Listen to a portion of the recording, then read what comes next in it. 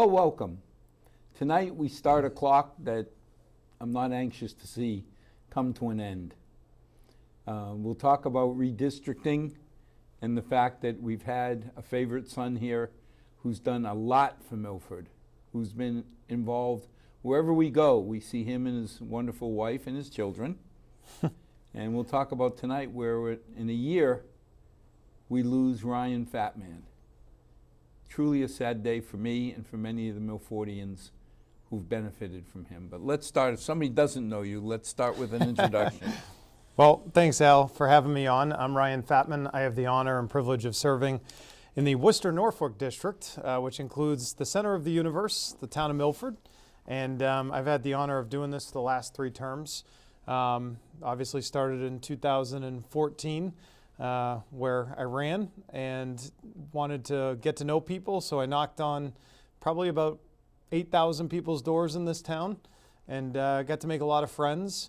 And now we find ourselves at a crossroads with redistricting, where every 10 years, we take the census numbers and reapportion all the state's House of Representative numbers, and eventually that finds itself down to things like the Massachusetts House of Representatives and the Massachusetts State Senate. And as you referenced, unfortunately, there will be some shifts. And my district is going from being the Worcester-Norfolk district, where I had Milford and Bellingham on my eastern front, to the Worcester-Hamden district, which will now include places like Munson, Sturbridge, Charlton, Holland, Wales, Brimfield, and actually make me the longest from east to west state Senate district out of all 40 districts in the state Senate. Why do we always end up in a banana? I mean, when Richie Neal was here, Yeah. he went from Milford almost out to Springfield. Yeah. Well, the congressional districts are crazy.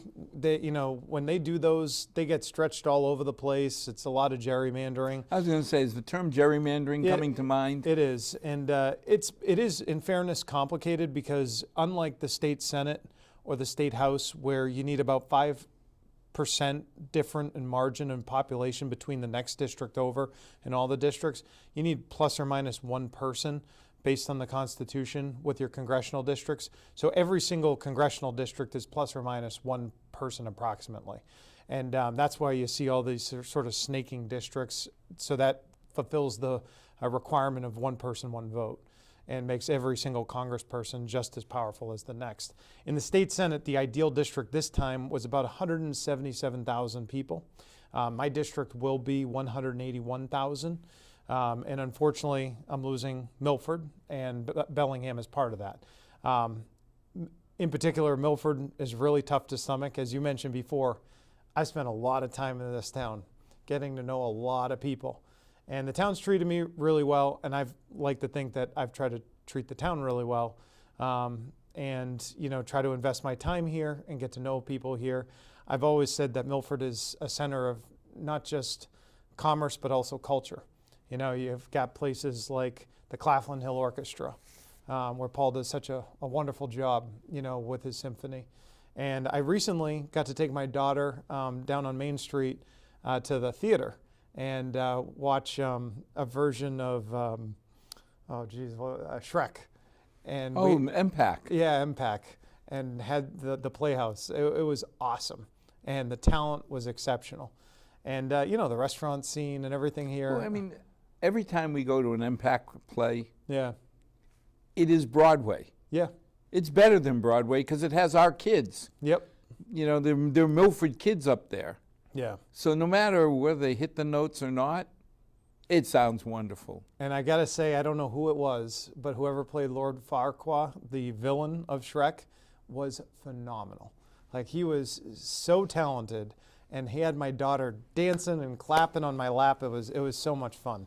The good news for everybody, and for some it's probably good news that I am leaving. They're not getting rid of my wife. We keep Stephanie. Yeah, you get to keep my better half, and probably most people, 80%, are probably happy about that. So now, how do you approach? We all know you. We all love you. It all works out well in Milford, and now all of a sudden, that base is gone. Yeah. So, I mean, it reminds me of, was it 2014 when you first came knocking at the door? Yeah. And everybody was saying, who? Right. Right. And then you came back at the door. And then the third time you came, it was like, well, we got to vote for this guy. Yeah. He keeps coming. Yeah. Yeah. Leave me alone. Right. Yeah. It's strange. So I've now had this happen twice. When I first ran, for state representative, it was a redistricting year. So I came in 2010. 2011 was the redistricting year. And when they proposed the new district for state rep, I had gone from having Bellingham, Blackstone, Millville, Sutton, and Uxbridge to having lost 4 of those communities. Bellingham was gone, Blackstone, Millville, Uxbridge, all gone. And I picked up Oxford, Webster, and all of the rest of Sutton and Douglas. And so that was a big change at that point, and I kind of had to go back out there, knock on a lot of people's doors, reintroduce myself, or introduce myself for the first time. And I got to know a lot of people, and that actually set me up to run for the state senate, because over the course of a 4-year period of time, I had knocked on like 22,000 people's doors. I represented 8.5 out of 14 communities in the Senate district because of redistricting. I'm not saying that redistricting is going to cause me to run for anything else. I'm very happy. I like serving in the state senate. Feel like we can do good work to get things done for people. But it's the same process, going out to places that, like Holland and Wales, and meeting the police chiefs there, the fire chiefs, the town administrators, the members of the Board of Selectmen, just like I had to do here, and gain their trust. And, I've said to some people who have called and are really disappointed and, somewhat upset about me losing Milford, I'm really not going anywhere. I'm not going to be on the ballot in 2022 for Milford, but I technically serve the town of Milford till 2023. 23. And, so I'm going to continue to give it my all, where Milford's always going to be a priority. And, I think there's some people who might be interested potentially one day in running and being on that ballot who will serve Milford really well, which I'm sure we can discuss at another point. It's just amazing, because it only seems like a moment ago that you were coming on the show as the first-time candidate for the Senate. Yeah, yep. I remember being up in front of the Milford citizens debate up at Town Hall, and how nervous I was about that. This is the first time I'd ever been really on the big show, the big dance, and people asking tough questions. And it was really gratifying to go through that process. Well, over and over, as different candidates have come on the show for candidate night, when you ask them, how do you think you can win? And it keeps coming back that you can either have a machine set up, young Joe Kennedy, Yeah, right. or you can work like Ryan Fattman. Yeah, right. And it was interesting, because the first time you ran, I don't think a lot of people believed you could knock off the incumbent. Right. Dick Moore had been around forever. Yeah. Everybody loved Dick Moore and his wife. Mm-hmm. They were at, let's see, it sounds like what you do. They were at the Claflin Hill. They were at the, these different events in Milford. But you proved them wrong by working hard. Yeah. And I think a lot of times it's not an indictment on a person. It's more of a changing of the times. And, a lot of this area has become a bit younger. Milford has been an attractive place for people to come out to, as is Mendon and Hopedale and Bellingham. And, people start to see younger blood, and they like that because it sort of represents where they are in their life. And, I've got now 3 children. My 4th is on the way in November. November 29th. Oh, it is November, isn't it? It's time for you to get cable TV and have something else. 4 kids. 4 kids, yeah. So November 29th, we're expecting our 3rd boy, so that will be our 4th child. Trying to pick out the name and get that right still. No. But my wife has said we're not naming our child Milford. My dog is named Milford, Millie. And, that was election night. We said if we won, we're calling her Milford because we were so excited. So, but, there's a lot going on with families right now. And that's one of the reasons why I wanted to say, I'm still here to represent the town of Milford and Bellingham. I talk to a lot of people, and they just say there's something that's not right in our society right now. There's something that's off. And I think a lot of families feel that way. There's been a lot of attention brought to, how do we educate our kids? Well, let me put you on the spot. Yeah. lot of debate been going on. And I know the visceral reaction that would come from me if somebody came and said, you shouldn't be involved in your children's education. Right. I won't give my opinion, but how would you approach somebody? Well, the very first thing I'd say is a child's education is very personal, and the reason why it's so personal is because the person that is, teaching from the time that young baby is born is the mom and dad, largely. And you grow an affection like no other that you'll ever learn in your life. I remember each one of my children being born, and I die for them in a second. You do anything to make sure that they're safe. Life. Yeah, they become your life. And you have to make sure you don't forget about your spouse. I've learned that's very important. But there's that bond that a mom and dad have with their children that surpasses almost everything that we know as humans. And so the idea that, and at least that's the way it should be, the idea that could be superseded by almost anything starts to rub against problem, right? It becomes very problematic. Second, there's stages of life. So my daughter is transitioning to one of those stages right now, out of the constant care and control of mom and dad and into the public sphere or more public sphere of school. We made a personal decision not to send our daughter to public schools, even though she was eligible for kindergarten. We sent her to a Montessori school this time. That probably wouldn't have happened if the pandemic hadn't occurred, but we wanted to try to create the most normal working and learning environment for her possible. So what does that mean for us? We didn't want her to wear a mask all day. My mom is an educator, 35 years, has her master's degree in early education. And during the pandemic, she said to me, I've got a lot of concerns about the socioeconomic and socio-emotional impacts of a child wearing a mask all day for 8 hours. They have to see your face. They need to know if you're happy, if you're upset, and how their peers react to what they do. And when they don't do that, they're getting a real disservice. I understand, we want to keep kids safe and healthy. I totally respect that. But at the point we're at right now in our society, I feel like we are pretty safe. And so I didn't want my daughter to go to the public schools and have to wear a mask the entire time all day long.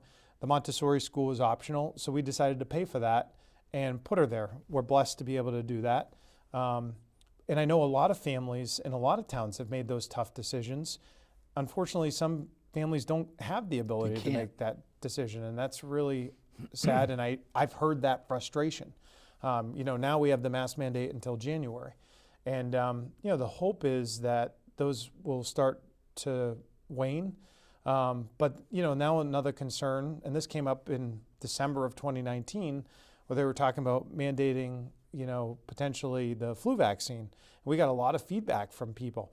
Now, my kids get the flu vaccine. We do that. I don't have as much of a problem with that. But I would have a problem with my child being mandated for the COVID vaccine just because they're my child. And I get nervous about that thing. I'm human. I'm vaccinated. I believe in the science.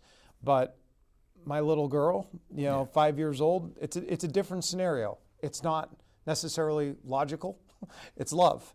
And that's something that I think a lot of families right now are struggling with. And then when they hear people who are running for the highest office in their land, a state, say that parents shouldn't have the right to choose or that the school should supersede, that just builds up this barrier of distrust. But when my daughter came to Milford, in all of her 5-year-old swagger, I asked the principal, whose family my family had known from the old country, I said, Jose, how do I get the best education for my daughter? I really don't know. He looked at me point blank, said, get involved. Mm-hmm. Yep. I said, anything else? He goes, stay involved. Yep. So I remembered that. And I remembered how much, and I want to say my daughters benefited, but we did too, because being on not the PTO, but the school council of every school she was on, let me know what was going on. I don't know that I had any influence. Right. But I understood why policies were made and how they were implemented and what we could do. Right.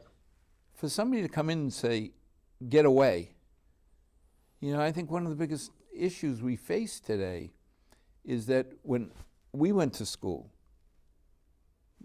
the teacher's job was to educate us. Right. Now, too many times I see parents expecting the teachers to raise us too. Yep. Yeah. And that's not something I'm willing to give up. Yeah. No, and I hope most people feel the same way. And the other thing is that, even just like what I'm portraying about how my family, it's my family, and therefore I get to decide with my wife what's best for my family. And that might not be what's best for someone else's family. They may disagree with what I'm saying, and that's fine. You get a decision. Well, I was going to say, 9 out Stephanie, of 10 times I don't. I was going to say, yeah, it's like mine. I I consult. get to decide what she told me I could decide. Right. Yeah, I consult within a framework, But that's I think what's best for society is like when you empower families, you give them their options, and then they get to make a choice. And I think what's scary for a lot of people right now is they feel that that's getting taken away. And guess what? This is the United States of America. This is what people have fought for. But We're now, coming on Veterans Day, right? We have a mandate for vaccines. Mm-hmm. Because you're not going to public schools without the mumps, measles, rubella vaccine. Right. Yep. So, in general, I'm not against saying you must be vaccinated. Mm-hmm. But I can understand people initially when they were scared. Yeah, of course. Go ahead, stab me. Yep. You can do me.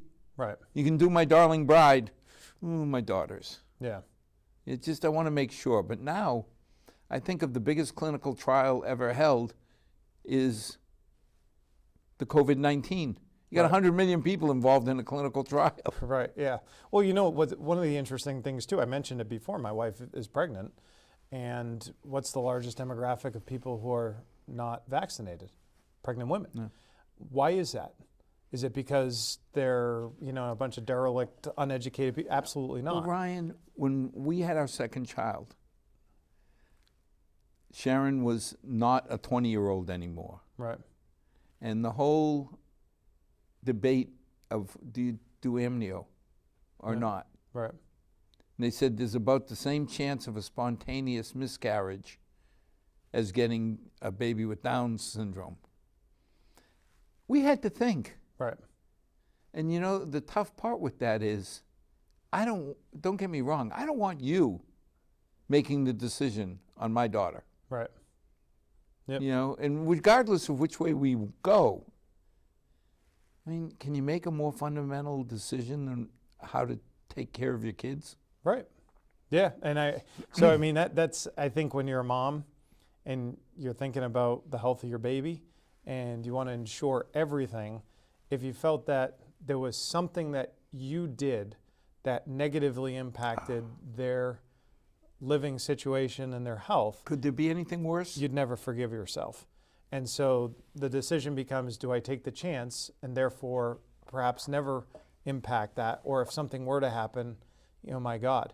My wife, the way we looked at it was wait till the 3rd trimester, get vaccinated, and then, she went with Pfizer and get the second But vaccine. again, that word that you just used, I decided. Your wife and you decided. Yep. And she also had COVID. So that was another consideration for us. And that's something I feel like if we're going to talk about the science, a lot of studies have come out that show if you've had COVID, there's a layer of protection that lasts for a pretty long time. And so that was another consideration for us as individuals.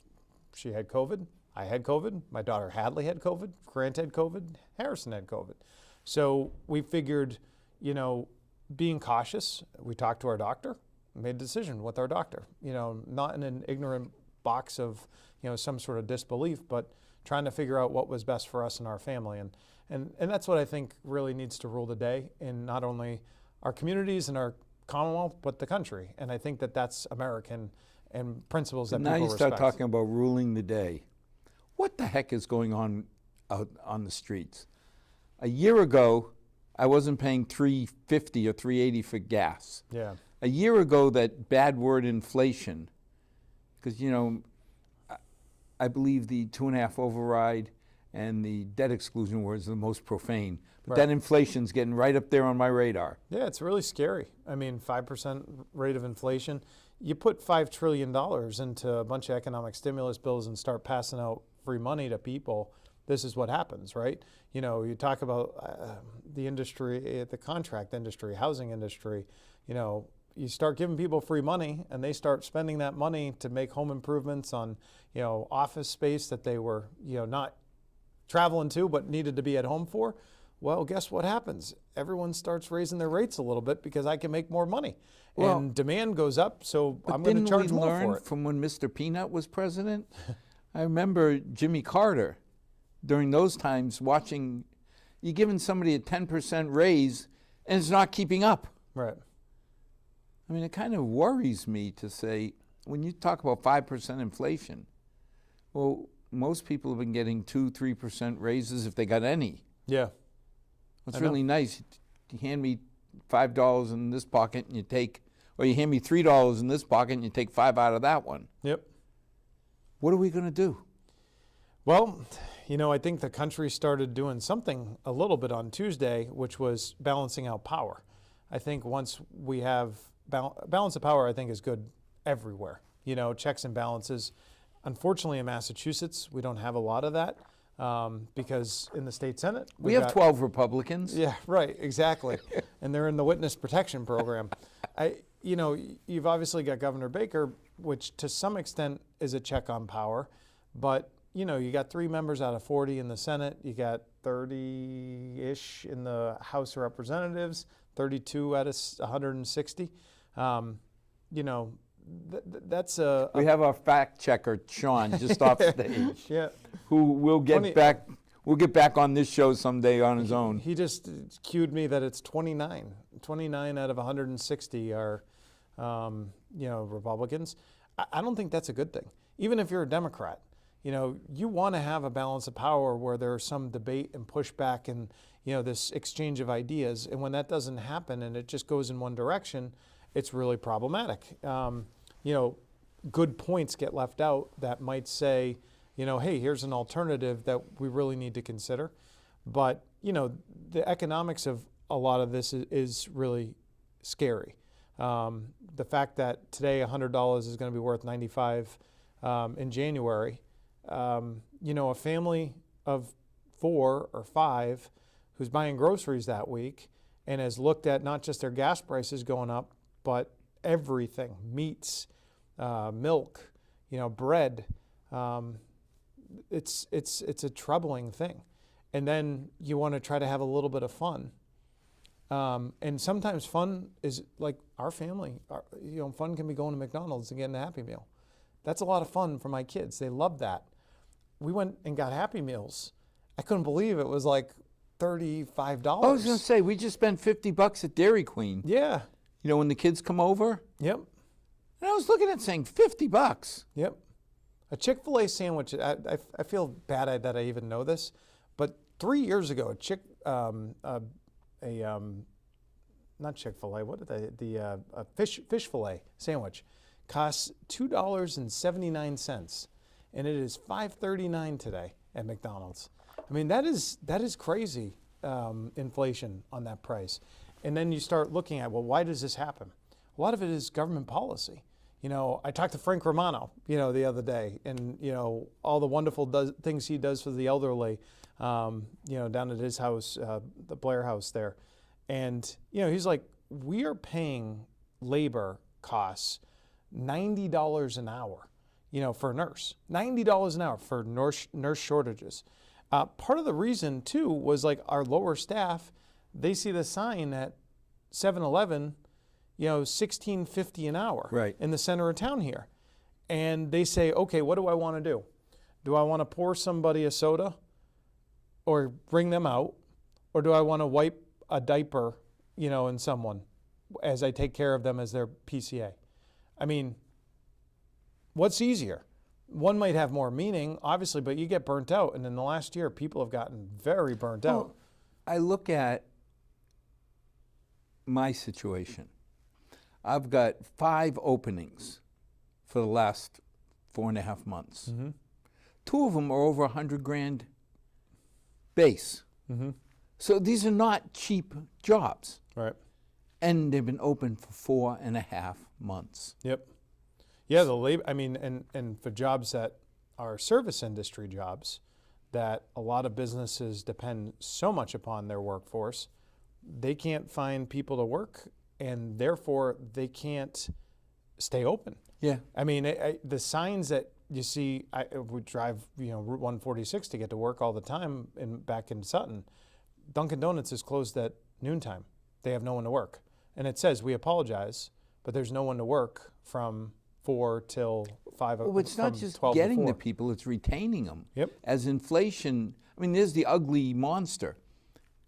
I'm working for $15 an hour, and all of a sudden inflation takes a chunk out of it. Yep. And somebody else offers me 16 because Yep. they can open up their Dunkin' Donuts that afternoon where they couldn't. Right. How do you fault somebody for doing something good for their family? Yeah, it's really difficult too. You can't. I mean, that's the economics of it.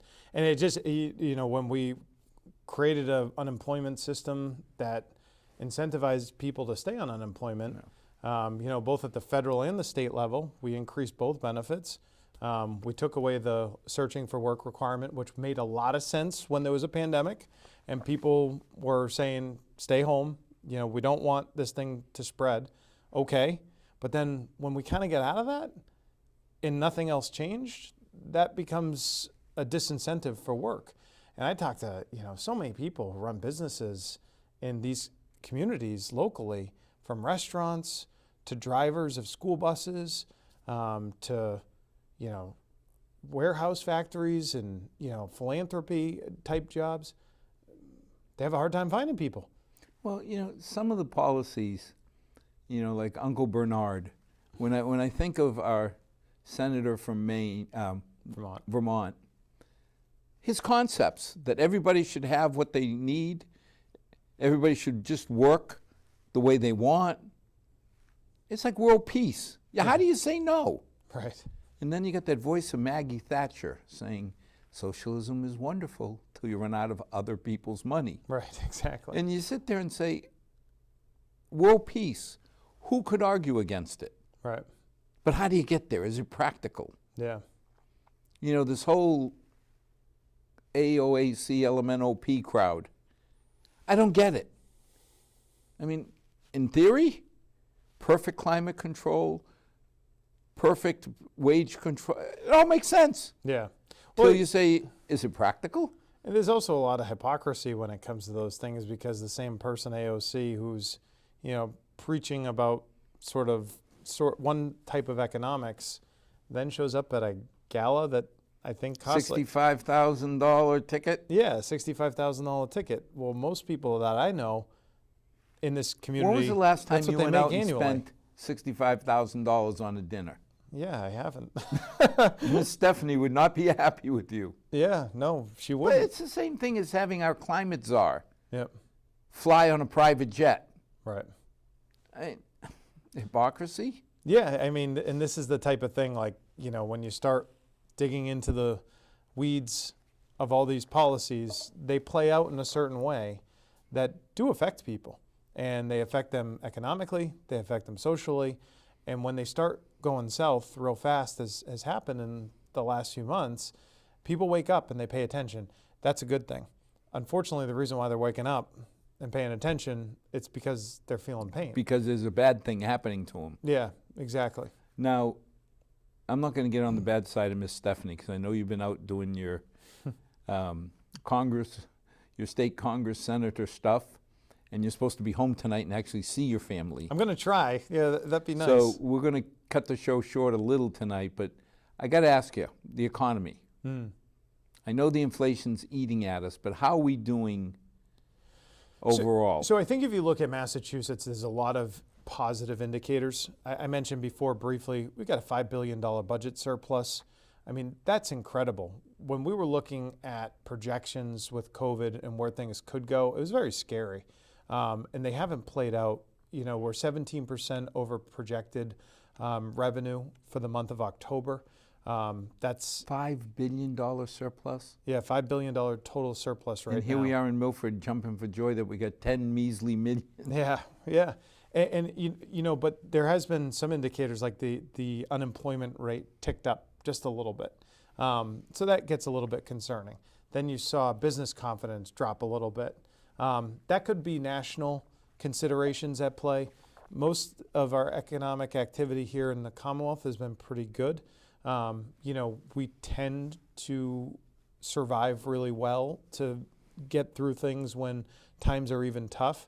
But there's been a lot of stimulus, and now there's about $3.8 billion that's about to be injected again of the ARPA money, the American Rescue Plan Act.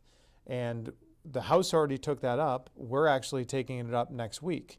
And, you know, we're being asked, well, what local initiatives are there out there? You know, is there housing initiatives? Is there environmental initiatives?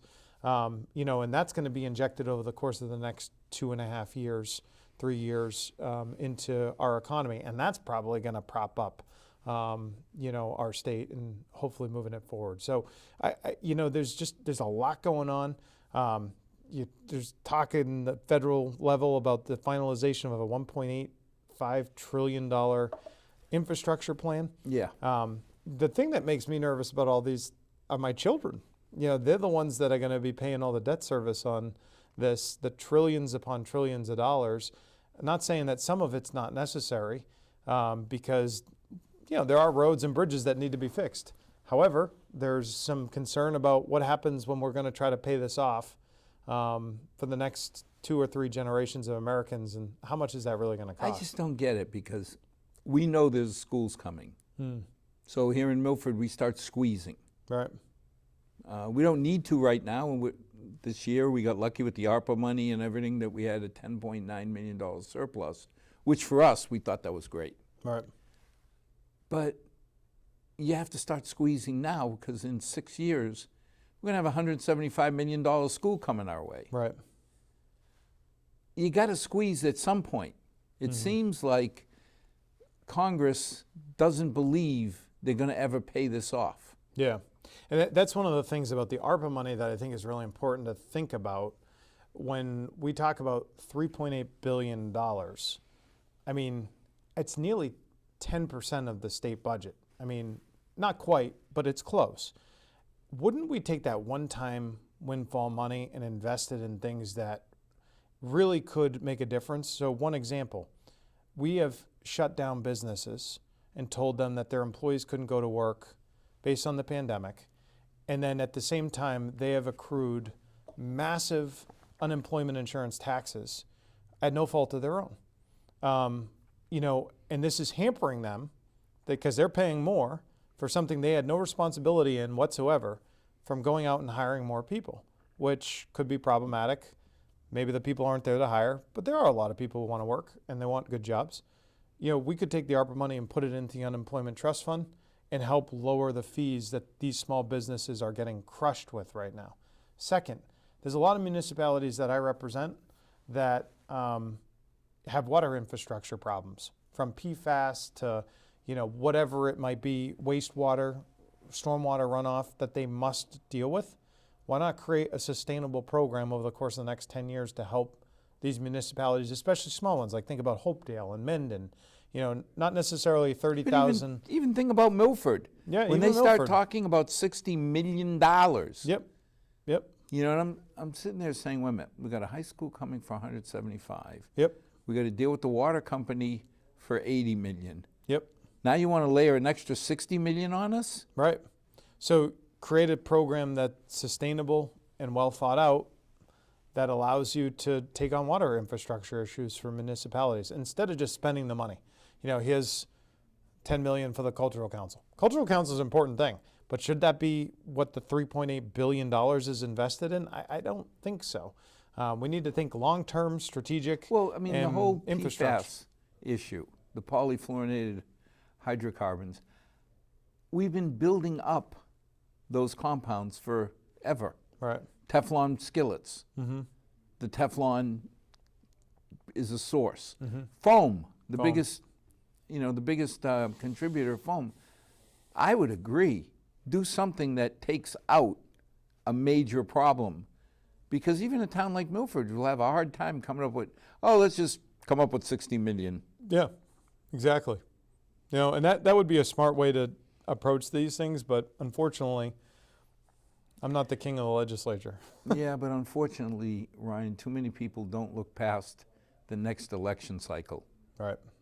Let's face it, it's a lot sexier to have plays and cultural council donations than it is to deal with health that will only be detrimental in 10 or 20 years. Right. Yeah. You know, so from there, I admire you because you're looking at it long term. Mm-hmm. And you're looking at things that we can't ourselves deal with easily. You know, I can deal with donating to the MPAC or, you know, some of the cultural groups in Milford. I can't come up with that kind of money for the other. And that's the thing, like there's a lot of generous private people and businesses that support these institutions, and they do so of their own free will, not being forced to pay taxes to pay for it, but say, hey, this is a great institution, here's my money, because I want other people to enjoy this too. The best example of that, as you know, is Milford Hospital. Melange. I mean, the Melange, the foundation, Emily Quinn, Ed, what they do is just amazing. And they impress enough people, or they have family that work at the hospital and see it day to day, or have went through the hospital and had services, and they say, this is an institution that is worth my money, my time, my effort, and spreading the word. And here's my $100, my $1,000, my $10,000. People give that kind of money. Whatever you can afford. Yep, exactly. And it's their free will. It's their choice, which is what I think we were talking about when we first started, right? Their choice to do something good for their community, just like it's their choice to how you want to raise your family. It's an American principle. So what else is new and exciting on the Hill? Well, redistricting has been, you know, a big topic, as we already covered. The ARPA money is a big topic. We had a debate about universal mail-in voting. You know, that's something I voted against. I think when the pandemic was here, I had no problem with it. I got real concerns about how we conduct our elections with the integrity. That played out in Boston just recently. A postman basically disposed of several dozen ballots. Got a lot of attention in Boston. This is one of the points that I've made. I think the most egregious thing that happened in the 2020 election, actually again in Boston, was there was the drop boxes that are locked up and safe. Someone set them on fire. I don't think we've gotten this 100% right. Like, we've really got to think through it, because democracy is, you know, our voting system is the most important, one of the most important aspects of our society. We have free elections, fair elections. When we jeopardize that by bad policy that doesn't think about the security of those elections, that's really concerning. And I don't think the legislature's done enough to think about what are the penalties when you throw away people's ballots in a profession. What are the consequences for somebody who literally burns, you know, ballots by setting a ballot deposit box on fire? Those are things that are really... But there's more basic. The question comes up, I show up to the Portuguese Club to vote. Mm-hmm. I would have no problem taking out my license. Yep. And saying, it's me. Yep. That's a ballot initiative that people are, and myself, are currently working on, to put that on the ballot to allow the voters to decide whether or not you should have a vote with an ID. If you don't have an ID, the way it would work is you have to sign an affidavit according to the ballot initiative saying, this is who I say I am. But Ryan, my sainted mother never drove in her life, never needed a driver's license. Mm-hmm. But she went down to the RMV and got an ID card. Mm-hmm.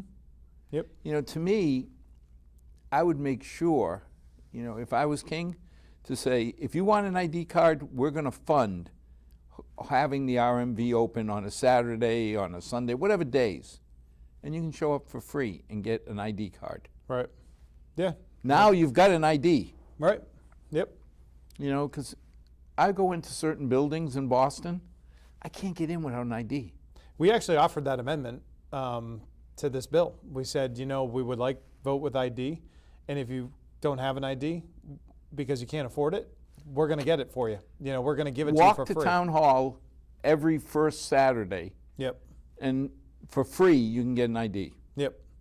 And that is something that, you know, I think this idea or notion that people don't want people to vote is not correct. People should vote. We should encourage people to vote. It's a great thing to do. But, you know, we wanted to be able to take away that criticism by saying everyone will get an ID. If you don't have an ID, we'll get you one. If you made it $50 to get an ID, I can see people saying, hey, some people, $50 is a lot of money. A lot of money. Yep. But if you're giving it to me for free, Yep. seems, I mean, I can't get on a plane without an ID. You can't get a vaccine without an ID. Oh. You know, the COVID. So, I mean, it's kind of, I just went through this hassle about vaccines, trying to get my service people who are critical service workers for the pharmaceutical industry. Well, they got to take a COVID test, they've got to have a government issued ID, and anybody coming in from Europe for our training has to prove. And then I look at the paper and it says, well, one of my customers said, maybe I should just fly to Mexico City and walk across, because then I don't need a vaccination, I don't need anything. Right, yeah. Which is, I think, another point that people are really concerned about, you know, the immigration problem that is persisting on the southern border. And I think when you look at it, it's a public health problem. You know, we just spent the last year and a half doing everything we could to keep people healthy, to make society safe from a public health standpoint, spending trillions of dollars developing a vaccination to get it done real fast and then convincing people to take it. And then you've got a whole issue where it's just okay to come across and we don't know if you're vaccinated on anything, not just COVID, whatever it might be. And that's what happened with TB in Milford. Yeah, right. We had to increase the VNA budget because all of a sudden tuberculosis was showing up. Yep. And it's nothing against the people who had it. They came from a part of South America where TB was still there. Mm-hmm. And, you know, we got all the gripes about, well, you're spending money on these illegal people. I said, no, I'm spending money because of my grandkids. Because when you put those kids who might have TB in the same classroom as our grandkids, guess what? They're all vulnerable. Right. But, you know, it's just, I don't understand. How can you take people, and you're saying the infection rate is 15 to 18%, and sprinkle them across the U.S.? Yeah. Now, maybe I'm wrong, but what I'm reading, and I'm reading the Times, so it's not the most conservative paper in the country. Right. That's my lunch paper. And they're saying they're moving immigrants all over the country. Right. And of course they have to, for news, in the dark of night so nobody knows. Right. I don't care if it's the day or the night, the virus is the virus. Right, right. Yeah, I mean, it's counterintuitive to what, you know, we've been told for a year and a half of, you know, we want to keep people safe, healthy. This is how you do it. You know, at one point you wear a mask, at another point you get vaccinated. Yeah. And then it's just like, okay, well, we don't care about that anymore when it comes to a different segment of a different part of the population. Go. Yeah, it makes no sense. The politics seem to get in the way of rational. Yeah, it's ridiculous. Well, I'm not getting in trouble with Miss Stephanie. Well, thank you. So tonight, I'll say thank you. We'll try and get another 2 or 3 shows in before you turn into a pumpkin for us. Yes, absolutely. As always, I hate to say we're losing a good rep, because he'll still be there doing what's right for the state of Massachusetts. We'll see our new rep, and hopefully she'll carry the same tradition that Ryan and Dick before him did of helping Milford. But as always, the key becomes voting. Get to know the rep. Get to know who you feel comfortable with. I've made a promise, and I'll never, ever say vote for this person or that person. It's not what I'm about. It's not what this show's about. But we are about getting knowledge so you can decide, do you like Ryan or do you like the other candidate, whoever that may be. Fair enough. But pick one that you believe will do the best for your family and here, the center of the universe for all of us. Be educated, but please vote. I mean, we've had a really tough week where town meeting we had to try 4 times because we couldn't get a quorum. That hurts. We need people involved. I may not agree with half of them or more, but I will support and ask them to vote, even if they're voting against what I believe is right. So as always, thank you. To our 6 loyal viewers, may God bless. May tomorrow be a better night than tonight. Good night, and thank you. Thanks for having me on.